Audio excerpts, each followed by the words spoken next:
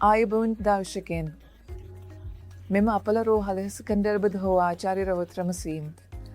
අද වන විට ලිපිරිසක ප්‍රකාශාලය කරමේ ඉතා පදු දැක්. ඒ නිසා ඔබරංගන ලෙස ලිපිරිසක ප්‍රකාශාලය කරමයකට පෙර සැලස්විය යුතු කීපයක් ගැන අපි කතා කිරීම. සුළුහා සරල කාර්යාවලයකට සාමාන්‍යයෙන් ඔබ පැත්තෙන් විශේෂ සූදානම් අවශ්‍ය නොවන නමුත් ටිකක් විශාල කාර්යාවලයකට ඔබ ආහාරය ගැන සැලකිල්ලෙන් සිටිය යුතුයි. ලිපිරිසක් ප්‍රකාශාලය කරමයට පෙර දෙන දෙකක් වන කාලයක් සඳහා වඩාත් සුදුසු ආහාරය නම් අඩු අවශේෂ ආහාරයක් වන අතර ඒ දියවල් කර නිෂ්පාදන අඩංගු නොවන සහ හැකිනම් කනජ වගේ ආහාරයක් විය යුතුයි. ඒ බත් සහ රසම විය හැක. ඒ එළවලු රසවතර හෝ පිළිතුරු රසවතර විය හැක. අපේ වෙයි නිපදවන ආහාර වර්ග වලින් වළකින්නේ ඇයි? ඒ හේතුව නම් ලිපිරිසක ප්‍රකාශාලය කරමේ ඉතා සුළු උපකරණ භාවිතයෙන් උදරය තුළ අතක් නොමැතිව සිදු කරන නිසා ආන්තරය සජීව සිටිය යුතුයි. ඒ නිසාම අපේ අඩු අවශේෂ සහ අඩු නිර්වා ආහාරයක් වඩාත් කැමැතිව තිරනවා.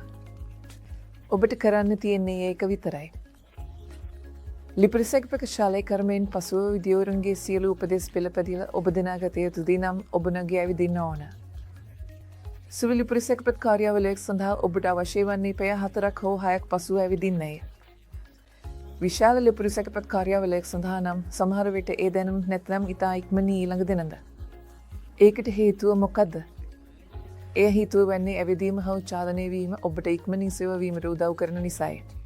ඔබට තියෙන ඒ සුළු වේදනාව ජයගෙන ඇවිදින්න ඕන. මන්ද ඔබ ආමේ ඉක්මනින් කාර්ය කරන නිසා ඔබට නැවත සාමාන්‍ය ආහාරයට හරින්න පුළුවන්.